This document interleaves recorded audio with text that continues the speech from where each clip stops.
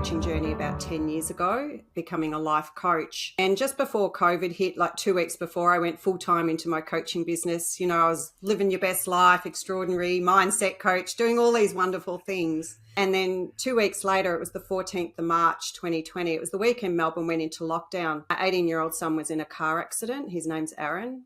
Aaron never came home. So Aaron died on scene, and like literally in the blink of an eye, my whole life imploded, and not just personally, but professionally as well. That was Christy Roberts, and you've landed on the Me&my Health Up podcast.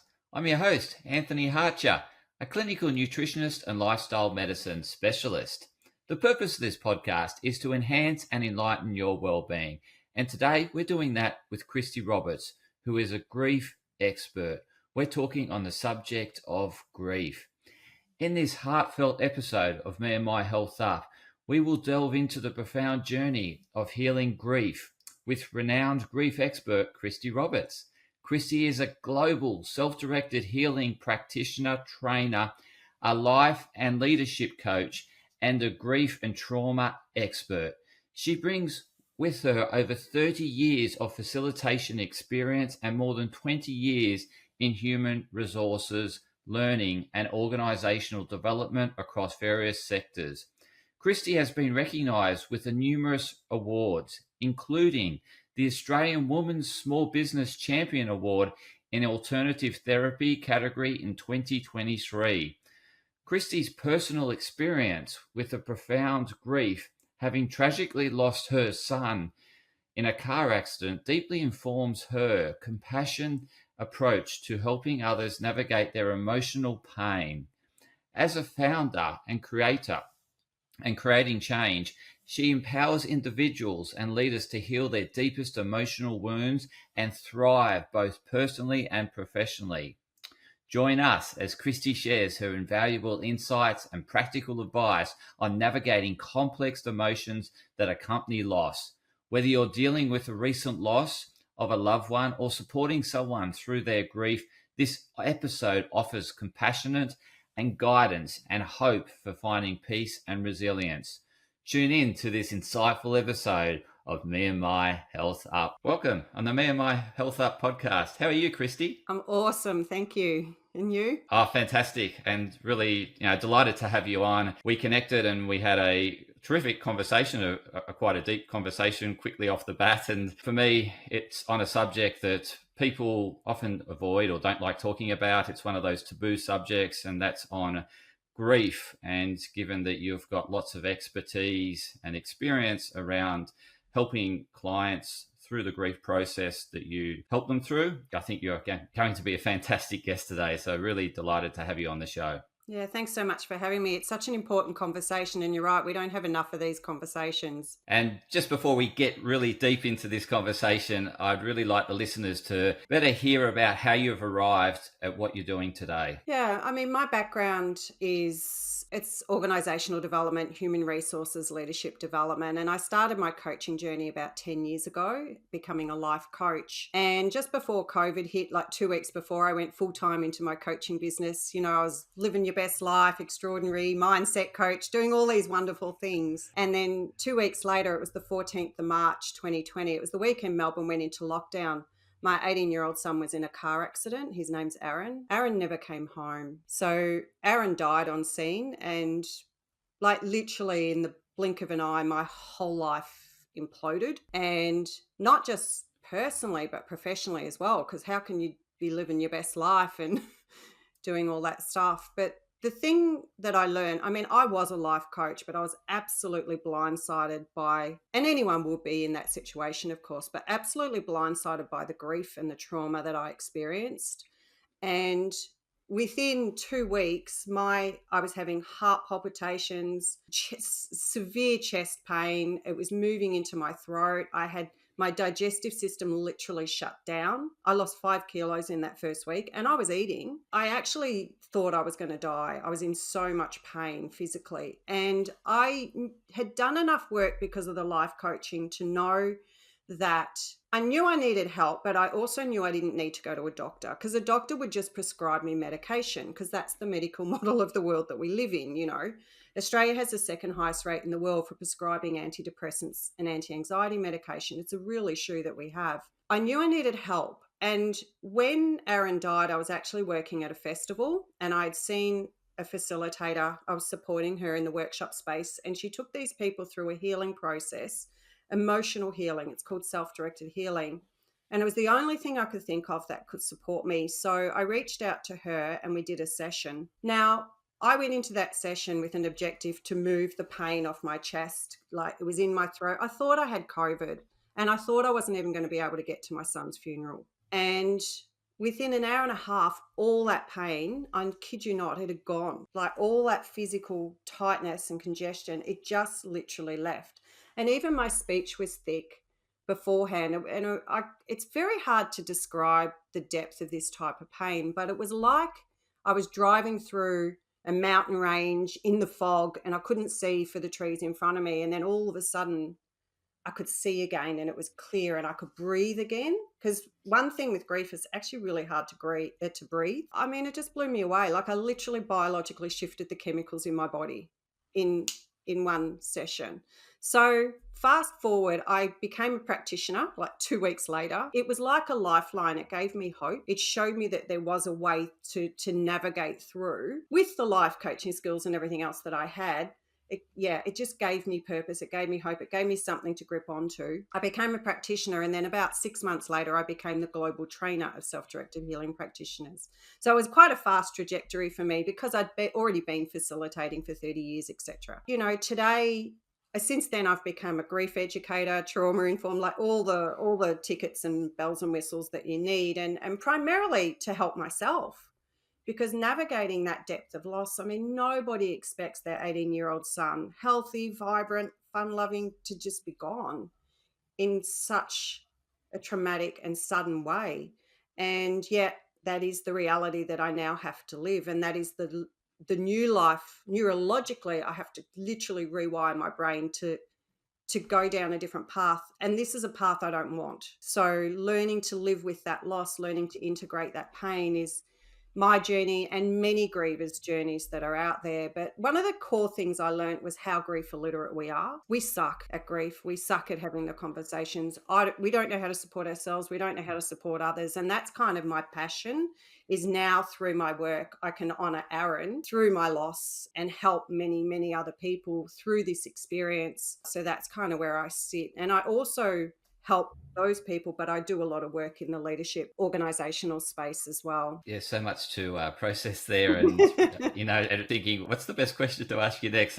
So I was initially thinking, let's have a conversation around what is grief, because there's different types of grief, and we had a pre-conversation about this, and I'm really keen for you to share that insight with the listeners. And then the other part to that was, obviously you've got this process which you'll get to and share, but I'm really keen about how to have the conversation. So after you share about, I guess, around that sort of definition around grief and the different types of grief, and then we'll go into that, how to have the conversation, because I've found it awkward myself in terms of having these conversations, and often come out with, I'm lost for words, and those sort of remarks. And so I'm one of those people that, struggle with the conversation. So let's talk about the different types of grief, and then we'll move into the conversation. Yeah. Now, what is grief? The way that I like to define grief is love, because if we didn't love, we wouldn't grieve. And the depth of our grief is directly connected with how deeply we love. Because the more we love something or someone, and it leaves or goes or is taken away from us, the deeper we will grieve. And so there's so many different types of loss. There's death, of course, and that's the one that most of us think of when we think of grief. But if you think about relationship breakdowns and divorce, if you think about betrayals in relationships, if you think about pet loss, if you think about financial burdens, financial stress, bankruptcies, redundancies, job loss, getting sacked. We have so many natural disasters, people losing their homes, their belongings, things that are very near and dear to them. We can lose around pregnancy. There's a lot of loss that is often really minimalized. Miscarriages, people who have abortions, a number, not all, but some people who have abortions have significant loss and guilt that goes with that. Early, infant loss, all sorts The of. other one I was thinking of, it came up and I was listening to a podcast on it yesterday, was menopause. So the perceptions around menopause, when women are going through menopause, is I've lost my youth. I'm no longer young and attractive. And yes, that's another one I thought of. Exactly, yeah. And I love that thinking. So it's anything that changes, anything that's was there and it's now not, can be defined as grief. So grief is, I miss you, I wish you were still here, I'm sad that I don't have this anymore. Trauma is a bit different. Trauma is, actually, let me go back a step. All grief has trauma, but not all trauma has grief. Well, when a loss is traumatic, it's a little bit different. Grief and trauma are a bit different. So grief, for example, is that I miss you, I'm sad. Whereas trauma is, it's the sudden images, it's the nervous system, it's the flooding, it's the sensations, it's the triggers. So a little bit different. And what makes a grief traumatic is usually when it's sudden, unexpected, out of the natural order of life. Yes. So that's kind of, I think that's enough on the different types. I mean, we could go on a lot more. You asked about how to have the conversation. Having the conversation, I mean, you've got to be up for the conversation. A lot of people are not up for the conversation because they don't know how to sit with pain. They don't know how to have emotional conversations. And it's perfectly fine, Anthony, to say, I don't know what to say, because you are witnessing, you're still witnessing. So when it comes to having the conversation, one of the best things that you can say to a griever is, how are you today? How are you feeling today? Because I would get text messages saying, how are you? And my brain would just go into this traumatic, it would just fragment off into pieces. And I'm like, how can I even articulate into a text message how I am? And then I just wouldn't answer because it was too hard. Or I'd be sitting by the fire and, one of my friends is, how are you? And my mind, because when you're in trauma, your mind kind of fragments and it takes time to process. You're like, how am I? It's like, I don't know. I don't know. And then there's so much power in the pause. We need to give the conversation space, because someone that's in a deep grief, it can actually take time for their fractured mind to even articulate how they are. They need space to be able to do that. So actually slowing it down and giving them time to answer, because we tend to just fill in the conversation, but giving that some space and having a pause in there can be quite useful. And it's fine to say, I don't know what to say. But the how are you feeling today is very important, because the how are you feeling? So it's easy for me to say, I'm feeling exhausted, I'm feeling sad, I feel okay today. Recognizing that tomorrow might be different, or in a month from now I might be different. Because if I'm okay today, it doesn't mean I'm going to be okay in a month. And so you're just kind of tapping into that sort of more mindful present moment. How are you feeling today? Best question you can ask a griever. And I love how you shared just holding that pause, because too often we get so nervous that we think we get nervous with the gaff. We think, oh, they're not saying anything. I need to say something else. And often that person doesn't, you're not holding the space for them. And yeah, they feel a bit bulldozed because you're just, speaking.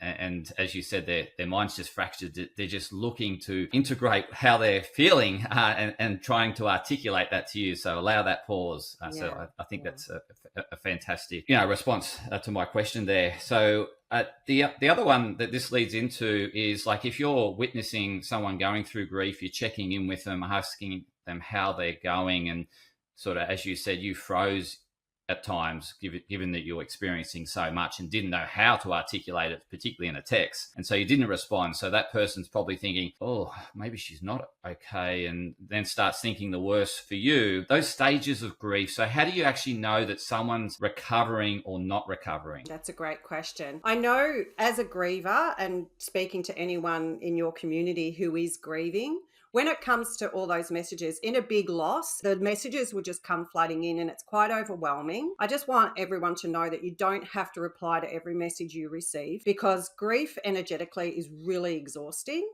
And so you just pick your couple people that you talk to, and you just put your energy there, and you just like about 24 hours later, I might just go through and just send thank you, love hearts. I just didn't even get into the conversations with everyone. I forgot the question that you asked me. Sorry, I just went off on that tangent then. No, it's actually a really good point. I'm glad you actually went on that tangent, because I think too often people then feel bad for not responding. And yeah, and so, but as you said, that's appropriate because and I've seen research that says like there's only really 5 really powerful or important relationships we can have at any given one point in time. And so really nourish that top 5. And it's a bit like a bell curve. There's, some people have slightly more than that and some people have slightly less, but it's a small number. And that's exactly what you said, is that those ones that that truly care about you, they're the ones that you feel that are important enough to respond. And then everyone else, you just feel the love and the support. And so it's like, thank you is appropriate enough. So Yeah. Yeah. You reach yeah. out to the people who you feel are helping you because, yeah, grief is absolutely exhausting and you need your energy. You need to be able to process. You need to sit with your energy. You need to conserve it to get through your days. So, yeah, conserving it's really important. Yeah, so the question was like, how do you know that, and it was around the stages of grief, how do you actually know someone is coming out of it or getting worse? Like, what's the stages that or the listeners should be aware of, that the person's actually progressing through it okay, or they're really not coping? When it comes to the stages of grief, and it's such an important question, is everyone experiences their loss differently, and every individual grief event is actually different as well. So how you respond in one grief event might be different to another grief event because the relationship that you had is different, where you're at is different. We grow, we evolve. When it comes to stages, there are key stages within grief. First one is anticipatory loss. That is the loss before the loss happens. So say, for example, if someone's in a caring role or they've been made redundant and it's 3 months. So we go into this before stage where we know it's coming. When it comes to death with anticipatory loss, it's often people are still blindsided by it, even though they know that their person is going to pass and they've done every step they can to be as organized and ready for it as possible. It's always going to be too soon and you're not going to be ready. And so it can still be really traumatic for some people, even though they're expecting it. I mean, I work with people like that and they're like, I just can't believe I'm this bad when I had all this time. It's like, no. So there's anticipatory is the loss, is the grief before the loss. Acute loss is the stage that you go into when the grief happens. And people can stay into that. And I don't like to put timelines because this is different for everyone. It could be a month, it could be 2 years. People usually are in that sort of acute stage, usually sort of minimum 1 month, 9 months ish. After that, there's what we call early grief, where we kind of start to stabilize a little bit, kind of start to live again. And early loss, I mean, I still consider myself in many ways to be in early grief, even though it's been 4.5 years. But early loss is typically the first couple years. And then what you'll notice is your grief will start to mature. And that's what we call mature grief, where we still have experiences and moments of deep loss or sadness where we sit with it, but it's a lot more mature. There's more of an acceptance around it. So we're not, angry about it, or we're not sort of bargaining or trying to change it or in denial or anything like that. We are moving with it.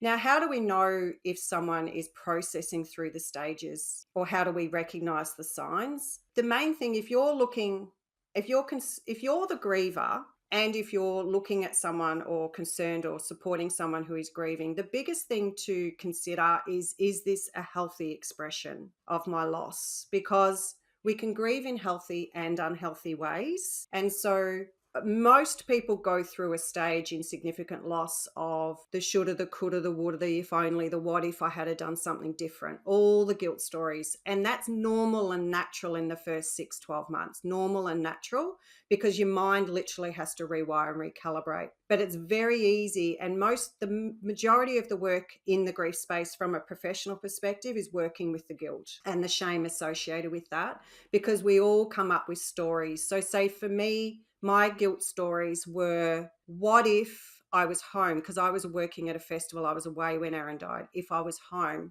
would he have gone out driving at 4 a.m. to watch the sunrise? What if I had water in the spa? Because if I had water in the spa, they would have jumped in the spa instead of going out driving. Silly things. What if I had bought a different car? Would the airbags have deployed for him? Because he'd only had his car for 6 weeks. So he was a, 18-year-old P plater. And so these stories would come in. And for me, and this is going to be different for everyone, but for me, my stories were actually protecting me from accepting the loss. From grieving, because every time I'd go into a grief space, these stories would pop into my mind and they would distract me from actually feeling my loss.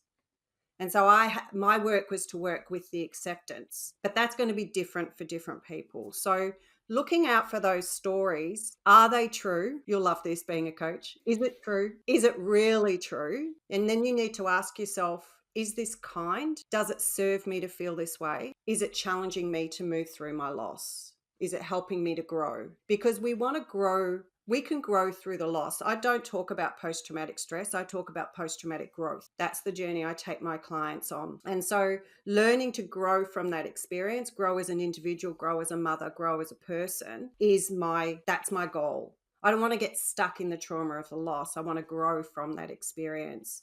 So when you're working with anyone, sometimes what happens is people who have a friend who is grieving or a relative, I will often hear it's like, they always do this and they're just stuck and it's been 2 years and why do we have to do these tributes? It's been 15 years. Why do we have to remember the baby that we never knew? Usually that's you judging that they're doing it wrong. That's you not being comfortable with the grief conversation. And so sometimes you need to look at yourself. Is this making me uncomfortable? Because often that projection that they're doing it wrong, it's too long, they shouldn't be this sad anymore. That's usually person witnessing it and worried, thinking they're doing it wrong. So it's more, is this healthy and not healthy is a better way to kind of view it. Yeah. I recall, Anthony, it's probably worth sharing in the beginning. Obviously, everyone near and dear to me was very worried about me, and even people I didn't know very well. I felt like I was in a fishbowl. I felt like everybody was watching everything that I did, and I felt like I was like under a microscope, and I felt like I didn't have a lot of space to breathe and really be myself and feel what I needed to feel. Because on one breath, I knew I was going to be okay, but on the other breath, I wasn't okay. But I didn't want people worrying about me because I knew I'd be okay. I hope that makes sense. It certainly does. And when you touched on that guilt and shame, the first thing that came to mind was if someone has a friend or relative or someone they know that's committed suicide, then I can imagine there'll be a lot of what ifs. If I had have, reached out to that person, what if I had have went over and, so I'm thinking that what if and those scenarios around guilt and shame very much relate to anyone that's, experience loss through suicide. So yeah, really keen to have, touch on that conversation around, because as you're probably aware, I think 8 every day in Australia commit suicide. So there's certainly listeners, and I've been touched by suicide. So yeah, really keen for us to go onto that side of things around helping the person to move through that guilt and shame and work through that acceptance. I'm not sure if that's part of your process, but maybe we start on that. Yeah, it is absolutely part of the process, because self-directed healing, I mean, at very high level, I just teach people how to feel. So whatever it is, then we sit with that, whether that's a belief or an emotion, it doesn't matter.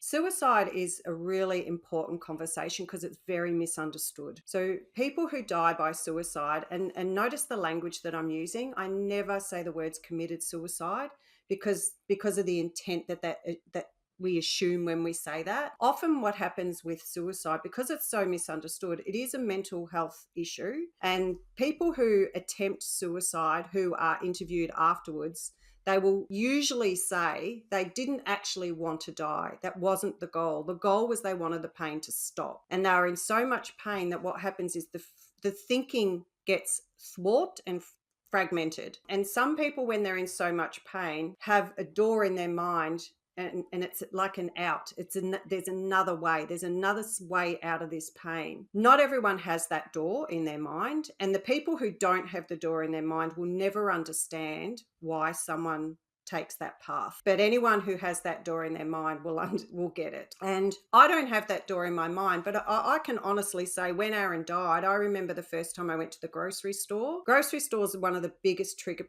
points for grievers, by the way, because there's just memories and reminders everywhere you go. I was feeding an 18-year-old man, and then all of a sudden you're at the grocery store, it's like Wheat Bix, 2-minute noodles. Like, I didn't need any of that stuff. Everything I looked at reminded me of Aaron. And then you see other people and it reminds you. It's really, supermarkets are awful. I was backing out the driveway the first time I went grocery shopping, and I just thought, I can't do this. I don't even want to live this life. Now, I never thought that I would die by suicide. That wasn't there, but I absolutely understand that it's not uncommon for people after a severe loss, when they're in that acute survival stage, when the losses just happen, for them to just go, you know what, this is actually too hard. And so learning to appreciate that, I mean, I can move anyone who has suicidal ideation, I can move them in one session. So if any of your listeners out there are in that space, I absolutely invite them to reach out, or if they know anyone, because we can shift this pretty fast. And I sit with the part of them that doesn't want to be here, and we give that some space to actually process and breathe. And then it passes, and then the head and the heart catch up. It's powerful work. But going back to the what ifs, the what if, the if only, because with suicide, it is one of the least supported losses. Less people attend the funerals.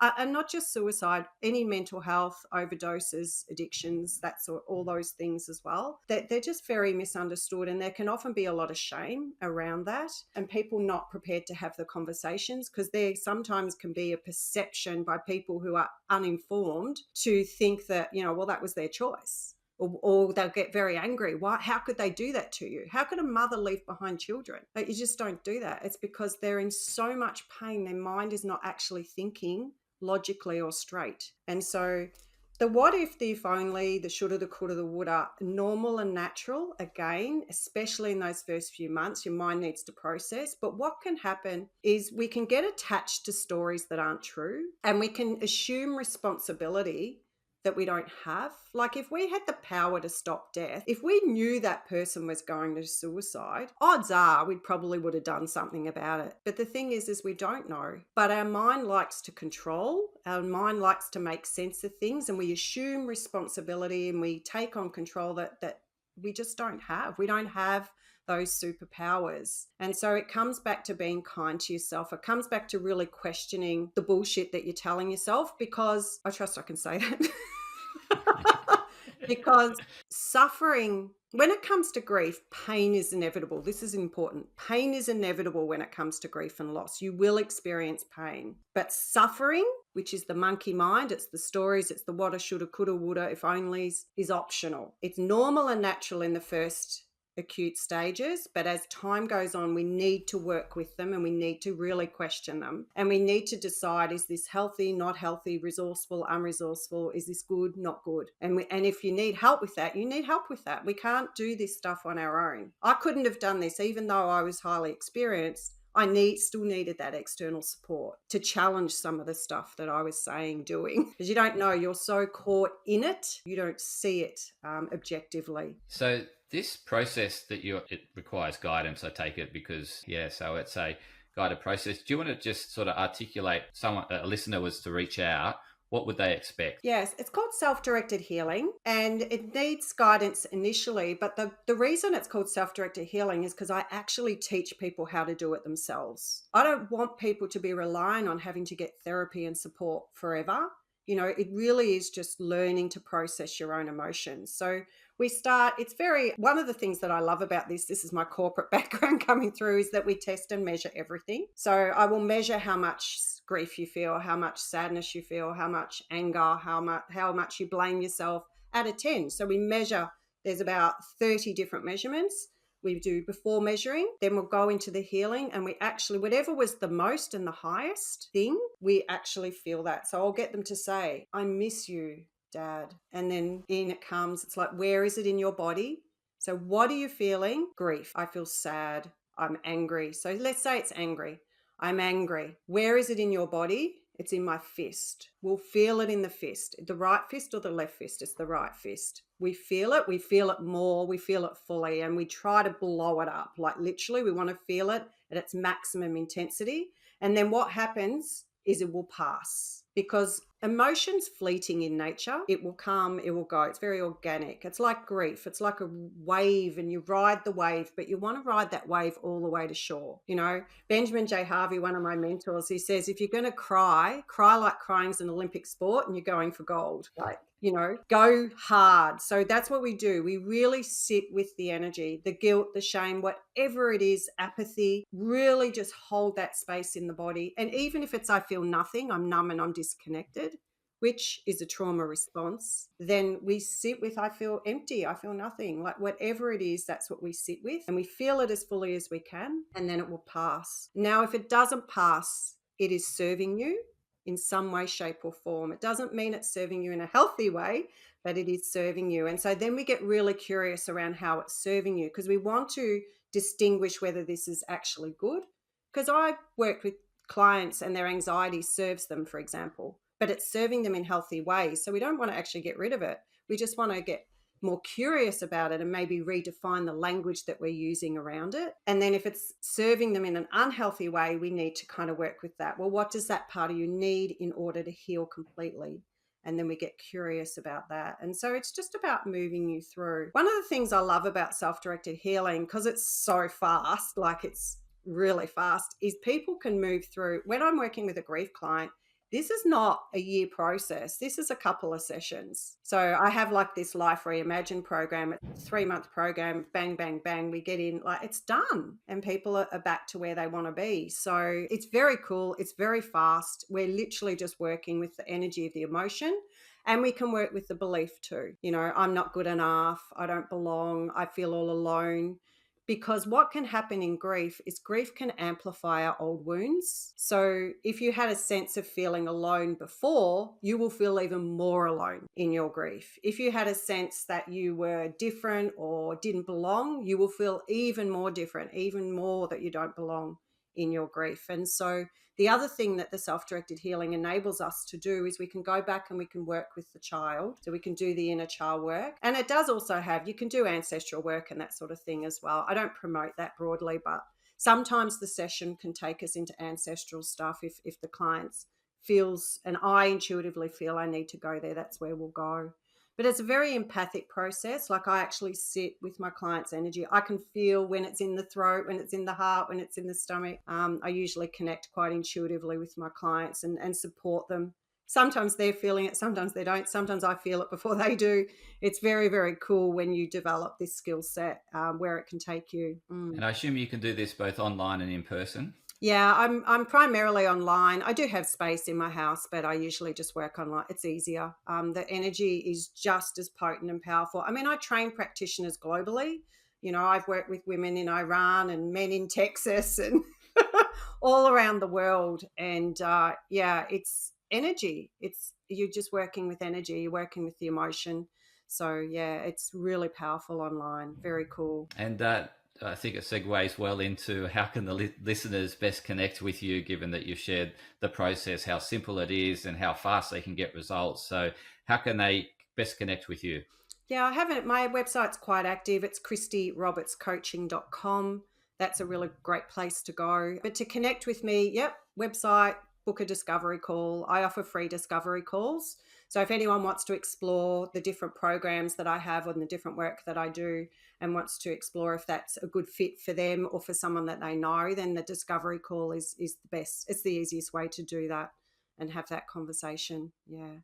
I also have a YouTube channel. I'm on Facebook, YouTube, Facebook, LinkedIn, Instagram. The handle's at Christy Roberts Coaching. Yeah, and for the listeners, I'll share all those links that Christy mentioned in the show notes, so you can just go directly to the show notes and click on those links and reach out and book your discovery session with Christy. And I just want to thank you so much, Christy, for sharing such great insight and sharing all your expertise and being so open vulnerable around sharing your experience. So I really appreciate you doing this for the Me and My Health Up listeners. Oh, you're most welcome. It is such an important conversation. So I'm really grateful that you've reached out. And for anyone out there, you're not alone. There's many resources and many things that you can do. So, it's about learning to empower yourself. I'm really here to help people empower themselves because we can get stuck in our loss. For quite a while there, it was actually serving me to be sad. And it took me a lot of work to sort of move through that because my sadness was keeping me connected. But I found a much healthier way to do that now. And to the listeners, empower others. So anyone that you know that is experiencing grief or really struggling with loss, please share this episode with them. We'd love to get it out to as many people as possible and to serve them and to really empower them. Please do that, listeners, and continue to health up.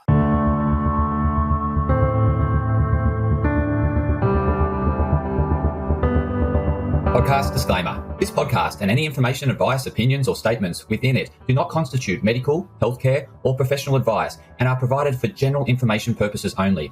All care is taken in the preparation of the information in this podcast. Connected Wellness Proprietary Limited, operating under the brand me&my Health Up, does not make any representations or give any warranties about its accuracy, reliability, completeness, or suitability for any particular purpose. This podcast and any information, advice, opinions, or statements within it are not to be used as a substitute for professional, medical, psychological, psychiatric, or any other mental health care or healthcare in general.